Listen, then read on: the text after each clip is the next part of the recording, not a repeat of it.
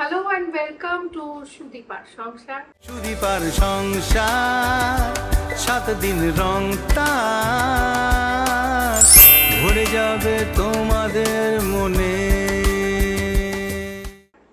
আজকে সোমবার, উইকের বিগিনিং, এবং আজকে আপনাদের সঙ্গে একটা সুন্দর জিনিস, মানে সোশ্যাল মিডিয়া নিয়ে মাঝে মাঝে একটা গেল রব হয় না, যে সোশ্যাল মিডিয়ার নির্ভর এই জেনারেশন আমার, কিন্তু সোশ্যাল মিডিয়াতে আমি একটা খুব সুন্দর লেখা, কার লেখা ঠিক মনে করতে পারছি না, পোস্ট করেছেন, সেটা পড়ে শোনাতে চাই আপনাদের। এত ভালো লাগলো, এত প্রাসঙ্গিক।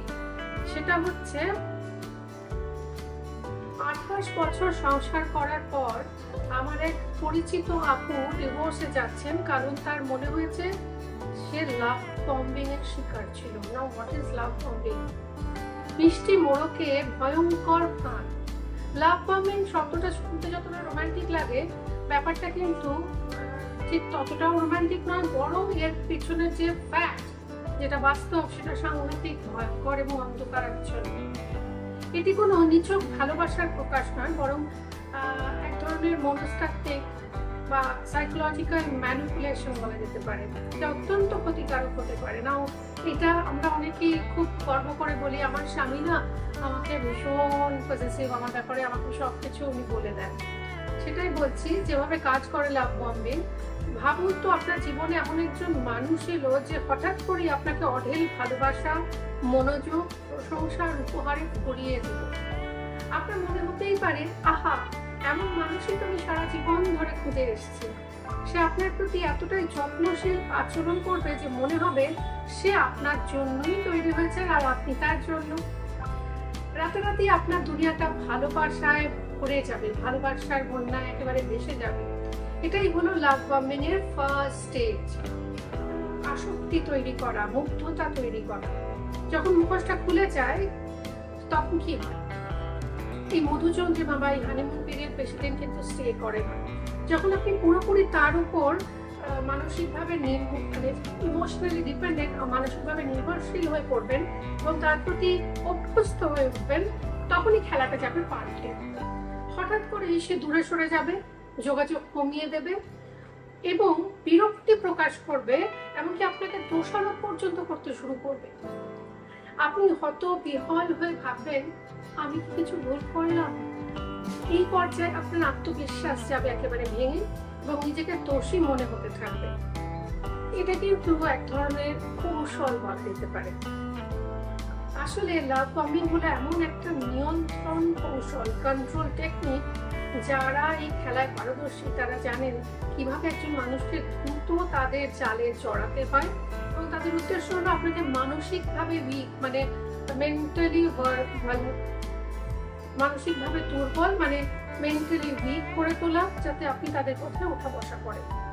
একবার আপনি তাদের উপর সম্পূর্ণভাবে যখন নির্ভরশীল হয়ে পড়বেন, তারা তো আপনার আবেগ, সিদ্ধান্ত, এমনকি আপনার জীবনকেও নিয়ন্ত্রণ করতে চাইবে। নিজেকে সুরক্ষিত রাখুন। দুঃখজনক হলেও সত্যি, বর্তমানে অনেকেই এই লাভ বম্বিং এর শিকার হচ্ছেন। মনে রাখবেন, যে ভালোবাসা হঠাৎ করে বিস্ফোরিত হয় তা হঠাৎ করেই মিলিয়ে যেতে পারে।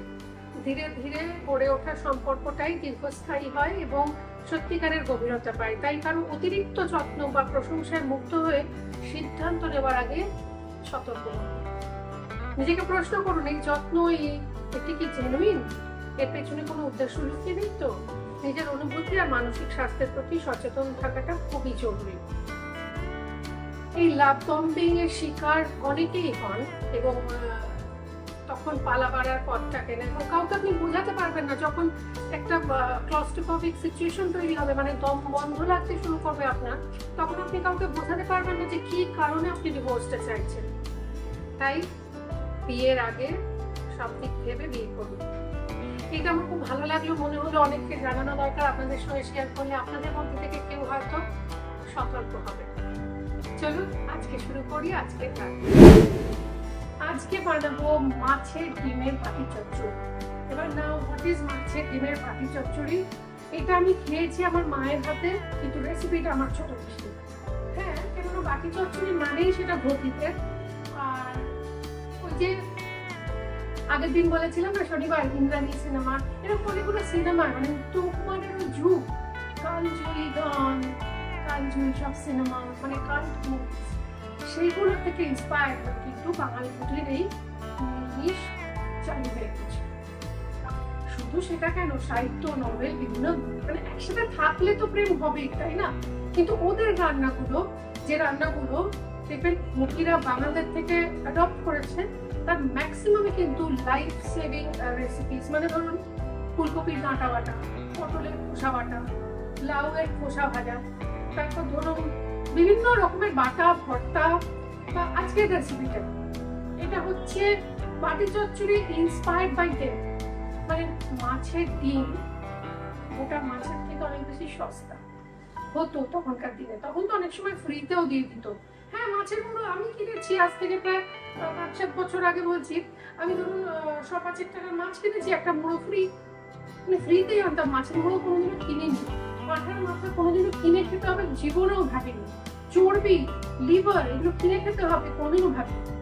তেমনি ভেটকি মাছের কাঁটা চচ্চড়ির যে কাঁটা, মুড়ো, লেজা সহ, সেটা এখন কিনা বাজারে বিক্রি হয়। সিরিয়াসলি, মানে ফিলে যাওয়ার পর রেস্টুরেন্ট এবং বিয়ে বাড়ি কেটারাররা ফিলেটা নিয়ে নেওয়ার পরে ওইটা বিক্রি হয়। আগে থেকে যেতে দিত। Those were the days. যাই হোক, মাছের ডিম সেদিনকে কিনে ফেললাম, দেখাই আপনাদের। এবার এখানে মাছের ডিম, এটা কাতলার ডিম, এটা রুই মাছের ডিমেও হয়, কাতলার ডিমেও হয়, যেটা পাবেন সেটা দিয়ে বানাবেন। খুব ইজি রেসিপি, খেতে খুব ভালো। এক থালা ভাত আপনারা খেয়ে ফেলতে পারবেন। এই যে একটা রান্না, সেটা দিয়ে ওটা এক থালা ভাত খেয়ে ফেলা, এইটা কিন্তু বাঙালিদের থেকে ঘটিরা ইন্সপায়ার্ড হচ্ছে। এটা বলতে এতটুকু যেটা নেই কেন, আফটার পার্টিশন ওরা যখন এসেছিল, অনেক ভাই বোন, রোজগারের কোনো স্থিরতা নেই, তো ওদের এরকম খাবার নিজেরা রেসিপি স্মৃতি থেকে, মানে স্মৃতির পাতা উল্টে বার করে নিয়ে এসে বানিয়েছে, যার গন্ধে আশেপাশের ঘটি বাড়ি থেকে উঁকি ছুটি হতোই, এবং বাটি দিয়ে কৌটো দিয়ে এরকম খাবার চালাচালি হতো। আমার 80 সালে জন্ম, এবং এই গোটা 80 আর 90-এর দশক জুড়ে আমরা উত্তর কলকাতায় এমন একটা পরিবেশে মানুষ হচ্ছি, যেখানে না আমরা শুধুমাত্র একে তো যৌথ পরিবার, সেই পরিবার ছাড়াও গোটা পাড়াটাই যেন একটা পরিবার ছিল। মানে সত্যি কথা বলতে কি, আমরা কখনো ভাবিনি হলুদ গুঁড়ো দিচ্ছি গরম জলের ওপর, এটা খুব সুস্বাদু শুধু নয়, স্বাস্থ্যকর।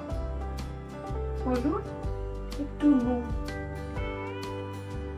আচ্ছা, বাই দ্য ওয়ে, আপনাদের একটা কথা চুপি বলে রাখি, এই যে এখন সোশ্যাল নেটওয়ার্কিং সাইটে, মানে ফেসবুক, তারপর ধরুন ইনস্টাগ্রামে এখন খুব উঠেছে না, ওই একটা মোবাইলের লাইট জ্বালিয়ে তারপর গ্লাসের ওপর খানিকটা জলের ওপর হলুদ গুঁড়ো দেওয়া। খবরদার ওইটা পার্টিসিপেট করবেন না। আপনি জানেনও না, আপনার অজান্তেই আপনি কিন্তু নাকি একটা তান্ত্রিক প্রসেস, মানে আপনি একটা তন্ত্র চর্চার অংশ হয়ে উঠতে চলেছেন, এবং নাকি তান্ত্রিক যোগ রয়েছে, মানে আপনি অনেক প্রেত শক্তিকে জাগিয়ে তুলতে পারেন। এটাও আমার ওখানেই দেখা, শেয়ার করলাম, জানি বসে। পেঁয়াজ দিয়ে দিই।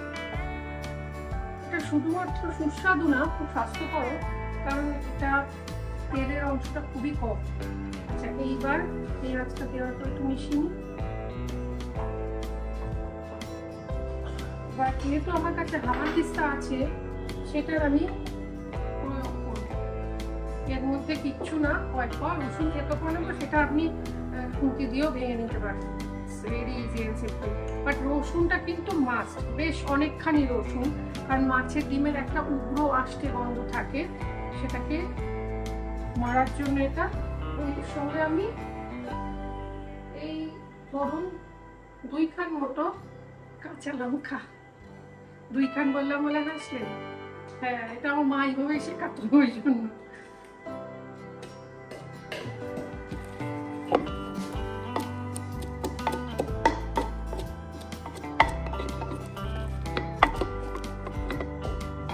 একটু এর উপরে পিষেও নেবেন। এবার আপনারা প্রশ্ন করতেই পারেন, সুদীপা এ আবার কি হলে, তো বেটে নিলেই হতো, কিন্তু এটা বাটার মতো নয়। দেখুন, এটা একটু ওই যে ফ্রেশ, একদম ফ্রেশ একটা গন্ধ রসুন আর কাঁচা লঙ্কা, এটা যদি আমি কাঁচা লঙ্কাটা থেতো করে দিলাম, আপনারা চাইলে চিড়েও দিতে পারেন, মানে আমার একটু ঝালটা ভালো লাগে মা বাবার বলে। আপনাদের যদি ঝাল কম খেতে ইচ্ছে করে তাহলে কাঁচা লঙ্কাটা থেতো না করে চিড়ে দেবেন। আমি সামান দিস্তে ধোয়া জল একটু দিই। আমাকে অনেকেই জিজ্ঞাসা করেছেন এই হাওয়ান দিস্তে কোথায় পাওয়া যায়। এটা আমার শাশুড়ি মা এনে দিয়েছেন ডমিনিক রিপাবলিক থেকে। শাশুড়ি মার তো পিষতে শেখান, মানে পেশাই পর্বটা তো ওখান থেকে শিখি। প্লিজ কেউ বলবেন না এই এপিসোডটার কথা, আমিও বলবো না। আলু, কাঁচা আলু, একটু মনের কথা যদি বলতে নাই পারলাম তাহলে আর কি করে হয় বলুন। পটল, এইবার কোথায় গেল কুমড়ি, নুন তো একটু দিয়েছি। এবার এটাকে সেদ্ধ করতে দেবো। এটা যতক্ষণ সেদ্ধ হচ্ছে আপনাদের দেখাই মাছের ডিমটা একটু আমি এটা হোক, আঁচ কমিয়ে ঢাকা দিয়ে হোক ততক্ষণ মাছের ডিমটা দেখাই। মাছের ডিমটা না কখনো রান্না করার আগে এরকম খোলা রেখে দেবেন না, তাহলে মাছই ভ্যান ভ্যান করবে। এই হচ্ছে মাছের ডিম। এর মধ্যে আমরা একটু নুন, একটু হলুদ গুঁড়ো, একটু শুকনো লঙ্কার গুঁড়ো মিশিয়ে রাখবো। মাছের ডিম এর মধ্যে কি কি আছে সে আপনারা গুগলে সার্চ করলেই পেয়ে যাবেন, মানে পেয়ে যাবেন। আলু পটল থেকেও বেশ খানিকটা জল বেরিয়েছে। এর মধ্যে আমরা দেব, কোথায় গেল হ্যাঁ মাছের ডিম। এইবার মাছের ডিমটা দেওয়ার আগে না একটু কাঁচা, দেখুন এখন অবধি তেল দেওয়া হয়নি কিন্তু, এইবার কাঁচা সর্ষের তেল একটু ছড়িয়ে দেবো। এটাই হচ্ছে আসল স্বাদ, রসুন পেঁয়াজ সর্ষের তেল, বাস আর কিচ্ছু না। অনেকে শুকনো লঙ্কা গুঁড়ো দেয়, কিন্তু আমার এটাই বেশি ভালো লাগতো, আমি এটাই দেখাচ্ছি, আপনারা আপনাদের মতো বানাবেন। এইবার মাছের ডিমটা ভালো করে মেখে নিয়ে মাছের ডিমের, ও বাই দ্য ওয়ে এখানে একটা ছোট্ট টিপস দিয়ে রাখি, সেটা হচ্ছে মাছের ডিমের যারা পকোড়া খেতে ভালোবাসেন, আড্ডা মজলিসে দারুণ জমে যায়। এই মাছের ডিমের পকোড়া বা বড়া বানানোর জন্য সব মশলা তো আপনার জানাই, কিছুই না, পেঁয়াজ কুচি, ধনেপাতা কুচি, রসুন কুচি, কাঁচা লঙ্কা কুচি, এই সমস্ত দিয়ে মাখার পর একটু খই দিয়ে মাখবেন। 1 নম্বর থাকবে না, মাছের তেল পটকাও যদি ভাজতে চান একটু খই দিয়ে মাখবেন, খুব ভালো হয়। এইবার দেখুন মাছের ডিমে মেখেছি, এখান থেকে আমরা একটু একটু করে নেব, জলের উপর দিয়ে দেবো। এটা কিন্তু ভেঙে যাবে, আর কিছু আমরা চাই, আমার যেমন মাকে আমি বলবো মা কয়েকটা গোটা রাখবো, তো পুরোটা ভেঙে যাবে আর খানিকটা গোটা গোটাও থাকবে। পুরে বাবা তেলের বীজ দেওয়া আছে।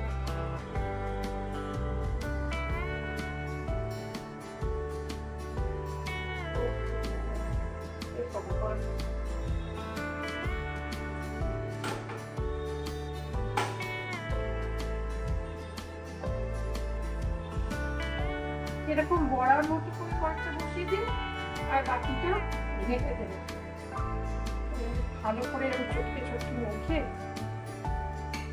আমার দাদা, আমি জানি 2 ভাই আমার, মানে 2 দাদা যারা দিচ্ছে বলছে ও একদম মায়ের মতো, কতদিন খাইনি রে, পাঠিয়ে দেবো, চিন্তা করিস বা চলে আয় এক্ষুনি পেয়ে যাবে। আমার মনে হচ্ছে যেন একটু জল দিলে ভালো হয়, একদম গামাখা গামাখা হয়েছে, তাই আমার কাছে গরম জল হয়েছে, একটু গরম জল দিয়ে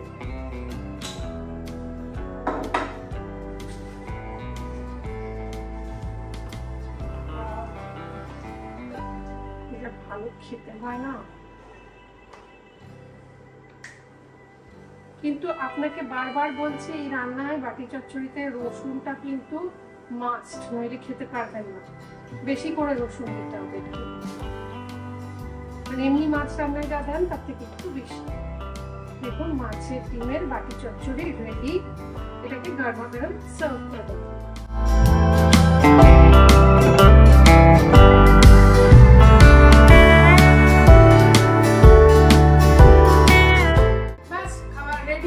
আজকের এপিসোড কেমন লাগলো আপনাদের লিখে জানাতে কিন্তু একদম ভুলবেন না। তার সঙ্গে সঙ্গে আরো কি কি দেখতে চান সুদীপার সংসারে ওই কমেন্ট বক্সে লিখে জানান, আমি প্রত্যেকটা কমেন্ট নিজে পড়ি এবং সযত্নে উত্তর দিই। তার সঙ্গে সঙ্গে আমাদের এই এপিসোড যদি আপনাদের ভালো লেগে থাকে তাহলে প্লিজ প্লিজ প্লিজ যদি একটুখানি শেয়ার করে দেন আপনাদের সোশ্যাল মিডিয়া, মানে ফেসবুকে, ইনস্টাগ্রামে হয় না, ফেসবুকে বা ধরুন একটু আপনাদের হোয়াটসঅ্যাপ গ্রুপে, ফ্যামিলি গ্রুপে একটু লিঙ্কটা শেয়ার করে দেন। মানে জাস্ট শেয়ার বাটনটা প্রেস করুন, তাহলে অপশন চলে আসবে। আমার তাহলে অনেক উপকার হয়, আরো উৎসাহ পাবো আগামী দিনে এগিয়ে যাওয়ার জন্য। ভালো থাকুন, সুস্থ থাকুন, বাই।